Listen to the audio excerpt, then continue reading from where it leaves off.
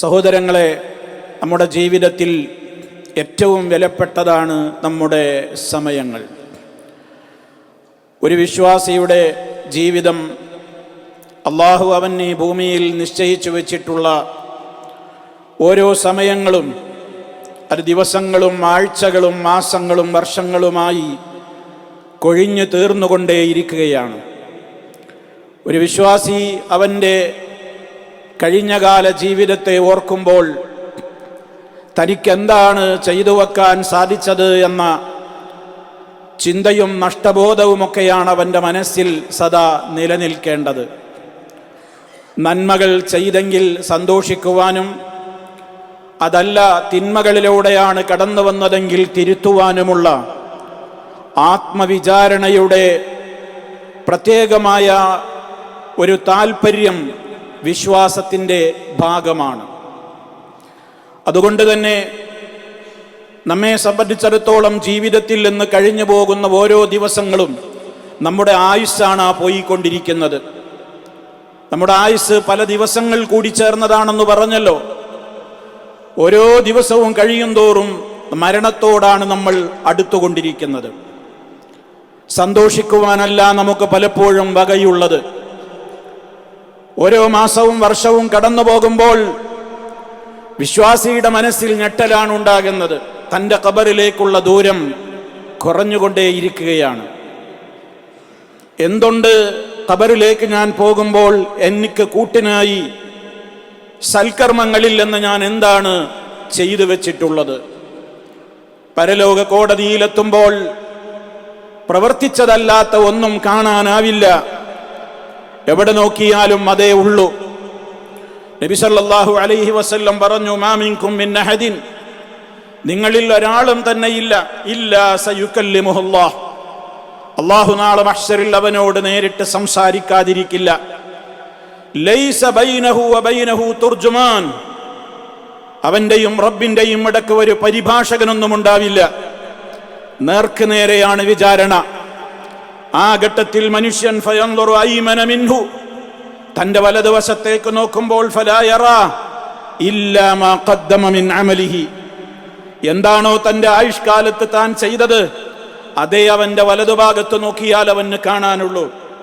വയൻദുറു ഐസറ മിൻഹു, ഇടതുഭാഗത്തേക്ക് അവൻ നോക്കിയാലും ഫലാ യറാ ഇല്ലാ മാ ഖദ്ദമ മിൻ അമലിഹി, അവൻ ചെയ്ത അമലല്ലാതെ മറ്റൊന്നും കാണാനില്ല. അതേ മഹ്ശറിൽ അവന് മുമ്പിൽ കാണാനുണ്ടാവുകയുള്ളൂ. ഇതാണ് മനുഷ്യന്റെ അവസ്ഥയെങ്കിൽ വിശ്വാസികളെ വിളിച്ചുകൊണ്ട് അല്ലാഹു പറഞ്ഞിരിക്കുകയാണ്, യാ അയ്യുഹല്ലദീന ആമനൂ, സത്യവിശ്വാസികളെ, ഇത്തഖുല്ലാഹ്, നിങ്ങൾ അല്ലാഹുവിനെ സൂക്ഷിച്ച് ജീവിക്കണം. തിന്മകളിൽ ഏർപ്പെടാതെ നോക്കണം, നന്മകൾ അധികരിപ്പിക്കണം. ജീവിതത്തിൽ വലിയ സൂക്ഷ്മത വേണം. ഫൽ തൻദുർ നഫ്സുൻ, ഓരോ നഫ്സും പരിശോധിക്കട്ടെ, മാ ഖദ്ദമത് ലിഗദിൻ, തൻ്റെ നാളേക്ക് വേണ്ടി എന്താണ് ഒരുക്കി വെച്ചിട്ടുള്ളത് എന്ന്. പരലോക കോടതിയിൽ റഹ്മാനായ റബ്ബിന്റെ മുമ്പിൽ വിചാരണയ്ക്ക് വേണ്ടി നിൽക്കുമ്പോൾ താൻ ചെയ്തതല്ലാത്ത മറ്റൊന്നും കാണാനാവില്ല എന്ന് പറഞ്ഞല്ലോ. അവിടേക്ക് വേണ്ടി തന്നെ സന്തോഷിപ്പിക്കുന്ന എന്തെന്ത് കർമ്മങ്ങളാണ് എൻ്റെ മരണത്തിന്റെ മുമ്പ് ഞാൻ ഒരുക്കി വെച്ചിട്ടുള്ളതെന്ന് ഓരോരുത്തരും ഒരു പരിശോധന നടത്തട്ടെ. വീണ്ടും അല്ലാഹു ഓർമ്മപ്പെടുത്തി, വത്തഖുല്ലാഹ്, അല്ലാഹുവിനെ സൂക്ഷിക്കണം. എന്തേ അങ്ങനെ പറയാൻ? ഇന്നല്ലാഹ ഖബീറും ബിമാ തഅമലൂൻ, തീർച്ചയായും അല്ലാഹു ആരാ? ഖബീർ, അവനെല്ലാം അറിഞ്ഞ് പറഞ്ഞു തരുന്നവനാണ് നിങ്ങളോട്. ബിമാ തഅമലൂൻ, നിങ്ങൾ പ്രവർത്തിച്ചു കൊണ്ടിരുന്നത് എന്തൊക്കെയായിരുന്നു എന്ന്. ഈ വാചകം നിരന്തരം കേട്ടുകൊണ്ടിരിക്കുന്നവരാണ് നമ്മൾ. അതുകൊണ്ട് തന്നെ എന്തുണ്ട് തനിക്ക് വേണ്ടി താൻ സമ്പാദിച്ചു വെച്ചത്? എന്താണ് ജീവിതത്തിൽ തൻ്റെ ബാധ്യത? നന്മകളെ അധികരിപ്പിക്കുക, തിന്മകളിൽ നിന്ന് വിട്ടു നിൽക്കുക. ഏതാണ് നന്മകളെന്ന് കൃത്യമായി ഇവിടെ വിവേചിക്കപ്പെട്ട് കഴിഞ്ഞിട്ടുണ്ട്. ഏതാണ് തിന്മകളെന്നും ഇവിടെ കൃത്യമായി വിവേചിക്കപ്പെട്ടിട്ടുണ്ട്. അത് രണ്ടിനുമിടയിൽ ചില സംശയങ്ങൾ, നന്മകളേത് തിന്മകളേത് എന്ന് നമുക്ക് സംശയം വരുന്ന കാര്യങ്ങളിൽ ഒരു മാനദണ്ഡം അല്ലാഹുവിന്റെ റസൂല് പഠിപ്പിച്ചു തന്നു. അൽ ബിർറു മാ സകനത് ഇലൈഹി നുഫൂസ് വതുമഇന്ന ഇലൈഹിൽ ഖൽബു, പുണ്യങ്ങൾ ഏതൊക്കെയാണ്? മനുഷ്യന്റെ മനസ്സ് അതിനോട് അടങ്ങും, ഹൃദയത്തിൽ ഒരു സമാധാനമുണ്ടാകും. അങ്ങനെയുള്ള കാര്യങ്ങളൊക്കെ നന്മകളാണ്. ചെയ്താലൊരു സന്തോഷം, അതേപോലെ തന്നെ ചെയ്യുമ്പോൾ അതിന് മാനസികമായി വല്ലാത്തൊരു ഉന്മേഷം, താല്പര്യം, അതൊക്കെ നന്മകളുടെ പട്ടികയിൽ എഴുതി ചേർത്തോളൂ. അതേ അവസരത്തിൽ വല്ലിസ്മു, പാപങ്ങൾ എന്ന് പറഞ്ഞാൽ ഏതൊക്കെയാണ്? മാലം തസ്കുന്നിലൈഹിൻ നഫ്സു, ഒരു നല്ല മനസ്സും അതിലേക്ക് അടങ്ങുകയില്ല. അത് ചെയ്തവന്റെ മനസ്സ് എപ്പോഴും കുറ്റബോധം നിരന്തരമായിട്ട് അവന് വേട്ടയാടിക്കൊണ്ടിരിക്കും. വലം യത്മഇന്ന ഇലൈഹിൽ ഖൽബു, ഹൃദയം അതിലേക്ക് ഒരിക്കലും സമാധാനം തോന്നുകയില്ല എന്നാണ്. ഈ മാനദണ്ഡത്തിൽ ഒതുങ്ങി നിന്നുകൊണ്ട് റഹ്മാനായ റബ്ബവന്റെ ദൂതനിലൂടെ പഠിപ്പിച്ചു തന്നിട്ടുള്ള നന്മകൾ ഏതൊക്കെയാണോ അത് മാത്രം ജീവിതത്തിൽ ചെയ്തുകൊണ്ട്, തിന്മകളിൽ നിന്ന് വിട്ടുനിന്നുകൊണ്ട്, മനുഷ്യ മനസ്സുകളിൽ അവന്റെ മുഹാസബത്തുൻ നഫ്സ്, തന്നെക്കുറിച്ചുള്ള പരിശോധനകൾ നിരന്തരമായി ആര് നടത്തുന്നുവോ അവനാണ് വാസ്തവത്തിൽ ബുദ്ധിമാനെന്നാണ് ഇസ്ലാം നമുക്ക് പഠിപ്പിച്ചു തന്നിട്ടുള്ളത്. നാം ആലോചിക്കുക, എന്താണ് നമ്മുടെ സൽക്കർമ്മങ്ങളുടെ പട്ടികയിൽ എഴുതി ചേർക്കുവാൻ മാത്രം ദിനേന നമ്മൾ ചെയ്തുകൊണ്ടിരിക്കുന്നത് എന്തൊക്കെയാണെന്ന്. അതേ അവസരത്തിൽ ദുഷ്കർമ്മങ്ങളുടെ പട്ടികയിൽപ്പെട്ട് നമ്മെ പരാജയപ്പെടുത്തുന്ന എന്തെന്ത് കാര്യങ്ങളൊക്കെയാണ് നമ്മുടെ ജീവിതത്തിൽ സദാ വന്നുകൊണ്ടിരിക്കുന്നത് എന്നുള്ളതും നമ്മുടെ പരിശോധനയ്ക്ക് വിഷയീഭവിക്കേണ്ടതാണ്. അവിടെയാണ് നമ്മുടെ പരിശോധന നമ്മെ വിജയത്തിലേക്ക് എത്തിക്കുക. ഇതുവരെയുള്ള ജീവിതത്തെക്കുറിച്ചൊരു പരിശോധന, എന്തൊക്കെയാണ് ഇത്രയും വയസ്സിനിടക്ക് എനിക്കെന്താണ് എൻ്റെ റബ്ബിൻ്റെ മുമ്പിൽ ഉണ്ടാവുക? നന്മകളാണോ? സന്തോഷിക്കുകയും റബ്ബിനെ സ്തുതിക്കുകയും കൂടുതൽ കൂടുതൽ ആ നന്മകളെ തുടരുകയും ചെയ്യുക. തിന്മകളാണോ? കുറ്റബോധത്തോടെ റഹ്മാനായ റബ്ബിനോട് പശ്ചാത്തപിച്ചുകൊണ്ട് ഇനി അങ്ങോട്ടുള്ള ജീവിതത്തെ ഏറ്റവും ശുദ്ധമായ നിലക്കുള്ള ജീവിതമാക്കിക്കൊണ്ട് മുന്നോട്ട് കൊണ്ടുപോവുക. ഇതിനുള്ള ശ്രമങ്ങൾ നടത്തേണ്ടുന്ന ഘട്ടങ്ങളാണ് വിശ്വാസിയെ സംബന്ധിച്ചിടത്തോളം ഓരോ വർഷങ്ങളും കൊഴിഞ്ഞുപോയി കൊണ്ടിരിക്കുമ്പോൾ ഉണ്ടായിരിക്കേണ്ടത്. അല്ലാത്തവരോ, ബുദ്ധിയില്ലാത്തവർ, അവരുടെ കഴിഞ്ഞകാല ജീവിതത്തെക്കുറിച്ച് അവർക്ക് ചിന്തയില്ല. അവരാഘോഷമാക്കി തീർക്കും. അവർ പലവിധങ്ങളിലൂടെ തമ്മാടിത്തങ്ങളിലൂടെ ഏർപ്പെട്ടുകൊണ്ട് മുന്നോട്ട് പോകും. അത് ബുദ്ധിയില്ലായ്മയാണ്, തൻ്റെ ഇടമില്ലായ്മയാണ്, വിവേകമില്ലായ്മയാണ് എന്ന് നമ്മൾ മനസ്സിലാക്കുക. നമ്മുടെ നന്മകൾ മുഴുവനും രേഖപ്പെടുത്തപ്പെടുന്നുണ്ട്, തിന്മകളും ഒന്നൊഴിയാതെ രേഖപ്പെടുത്തപ്പെടുന്നുണ്ട്. ഇത് നമ്മെ ഓർമ്മിപ്പിക്കുന്നുണ്ട്. ഓരോ ജുമുഅ ദിനങ്ങളിലും ഞാനും നിങ്ങളും ഓതി തീർത്തുകൊണ്ടിരിക്കുന്ന സൂറത്തുൽ കഹ്ഫിൽ. ഇപ്പൊ ബോധ്യമാവില്ല, ഇപ്പോൾ അത് മനസ്സിലാവില്ല, അതൊക്കെ അവിടെ എത്തുമ്പോൾ കാണാമെന്നാണ് നമ്മുടെയൊക്കെ വിചാരം. ഏത് നന്മകളുണ്ടോ അത് റബ്ബ് അറിയുന്നുണ്ട്, രേഖപ്പെടുത്തുന്നുണ്ട്. ഏറ്റവും കൃത്യമായ നിലക്കത് ട്രൂ കോപ്പി എടുക്കുന്നുണ്ട്, റെക്കോർഡ് ചെയ്തുകൊണ്ടിരിക്കുന്നുണ്ട്. തിന്മകളും അങ്ങനെ തന്നെയാണ്. നമ്മൾ മറന്നുപോകും, റബ്ബൊരിക്കലും മറക്കുകയില്ല. റബ്ബേൽപ്പിച്ച ഉദ്യോഗസ്ഥന്മാർക്കൊന്നും വിട്ടുപോവുകയില്ല. പരലോകത്ത് ആ പുസ്തകം നിവർത്തി കാണുമ്പോഴാണ് അത് ബോധ്യമായി കൊണ്ട് പലരും വിലപിക്കുക. പക്ഷേ ആ വിലാപം കൊണ്ട് ഒരു പ്രയോജനവും ഉണ്ടാവുകയില്ല. അവൻ പൊട്ടിക്കരയും, മാലിഹാദൽ കിതാബ്, ഇതെന്തൊരു ഗ്രന്ഥം, ഇതെന്തൊരു പുസ്തകമാണ്. ലാ യുഗാദിറു സഗീറ വലാ കബീറ ഇല്ലാ അഹ്സാഹ. ചെറുതോ വലുതോ ആയ ഒന്നും ഈ ഗ്രന്ഥത്തിൽ രേഖപ്പെടുത്തപ്പെടാതെ പോയിട്ടില്ലല്ലോ. പ്രവർത്തിച്ചത് മുഴുവനും ഇങ്ങനെ ഹാദിറായി അവന്റെ മുമ്പിൽ കാണിക്കപ്പെടുകയാണ്. അവൻ കാണുകയാണ്. റബ്ബൊരാളോടും ഒരു തരിമ്പും അനീതി കാണിച്ചിട്ടില്ല. വലാ യദ്ലിമു റബ്ബുക അഹദ, നിന്റെ റബ്ബ് ഒരാളോടും അല്പം പോലും അനീതി കാണിക്കുകയില്ല എന്ന് അല്ലാഹു സുബ്ഹാനഹു വ തആല ഈ വചനങ്ങളിലൂടെയൊക്കെ നമുക്ക് നൽകുന്ന മുന്നറിയിപ്പ്. യൗമ തജ്ദു കുല്ലു നഫ്സിൻ മാ അമിലത് മിൻ ഖൈരിൻ മുഹ്ദറാ വമാ അമിലത് മിൻ സൂഇൻ തവദ്ദു ലൗ അന്ന ബൈനഹാ വബൈനഹു അമദൻ ബഈദാ വയുഹദ്ദിറുകുമുല്ലാഹു നഫ്സഹു വല്ലാഹു റഊഫുൻ ബിൽ ഇബാദ്. സൂറത്ത് ആലി ഇംറാൻ. യൗമ തജ്ദു കുല്ലു നഫ്സിൻ, എല്ലാവരും നേർക്കുനേരെ കാണുന്ന ദിവസമാണ് പരലോകം. മാ അമിലത് മിൻ ഖൈരിൻ, അവൻ ചെയ്തിട്ടുള്ള നന്മകൾ എന്തൊക്കെയാണ്, മുഹ്ദറാ, അതങ്ങനെ കൃത്യമായി നിഷേധിക്കാനാവാത്ത നിലക്ക് അവന്റെ മുമ്പിൽ ഹാജരാക്കപ്പെട്ടുകൊണ്ട് അവൻ കാണുകയാണ്. വമാ അമിലത് മിൻ സൂഇൻ, അവൻ ചെയ്ത തിന്മകളും കാണുന്നുണ്ട്. ആ ഘട്ടത്തിൽ അവൻ കൊതിച്ചു പോകും, ലൗ അന്ന ബൈനഹാ വബൈനഹു അമദൻ ബഈദാ, എന്റെയും ഈ പാപങ്ങൾക്കുമിടയിൽ വലിയ ദൂരമുണ്ടായിരുന്നുവെങ്കിൽ, എനിക്കിത് കാണാതിരുന്നെങ്കിൽ, എനിക്കിത് കാണണ്ട, കേൾക്കണ്ട, അറിയണ്ട എന്ന് പൊട്ടിക്കരഞ്ഞുകൊണ്ട് വിലപിക്കുമെന്ന് അല്ലാഹു സുബ്ഹാനഹു വ തആല ഓർമ്മപ്പെടുത്തിയിരിക്കുകയാണ്. ഇന്നല്ലാഹ റഊഫും ബിൽ ഇബാദ്.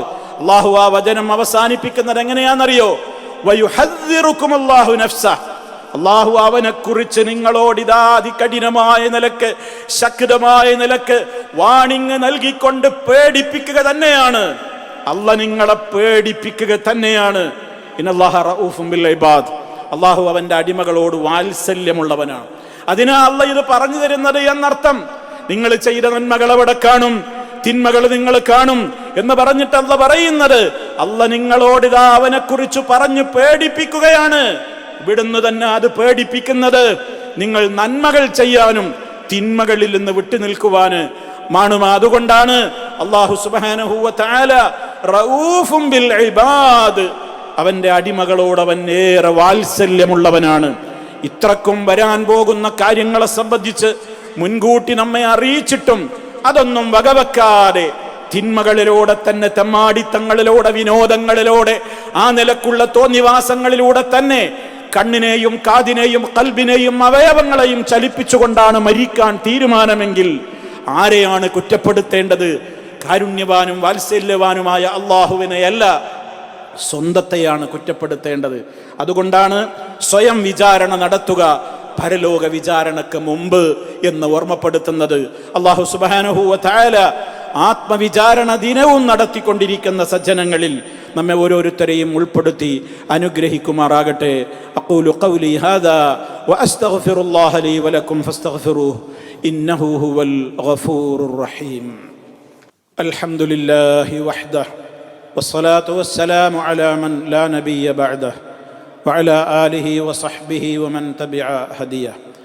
അമ്മാ ബഅദു ഫഊസീകും ഇബാദല്ലാഹ് വനഫ്സി ബിത്തഖ്വല്ലാഹ്. അല്ലാഹുവിനെ സൂക്ഷിച്ച് ജീവിക്കണേ.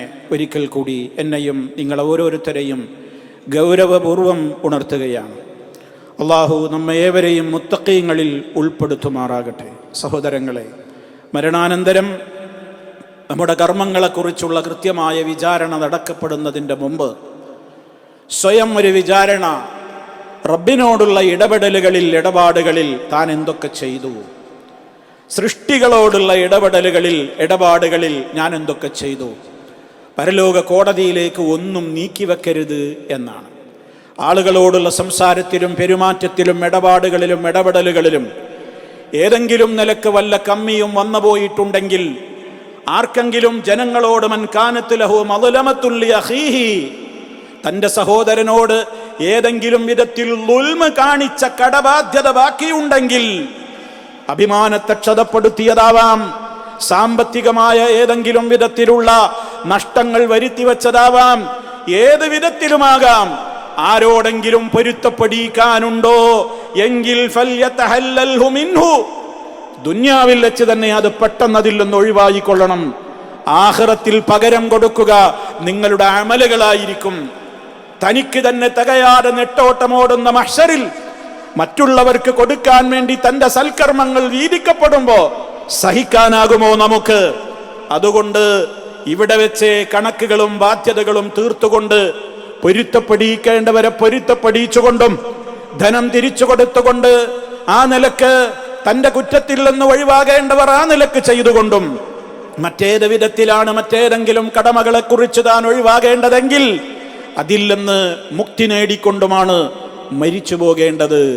ഇനി സൃഷ്ടികളോട് ഏറ്റവും ഏറെ ബാധ്യത താൻ എത്രത്തോളം തന്റെ മാതാപിതാക്കളോടുള്ള കടമകളിൽ കൃത്യത പുലർത്തുന്നുണ്ട് എന്ന മുഹാസബത്ത്, പരിശോധന ഏറെ ആവശ്യമാണ്.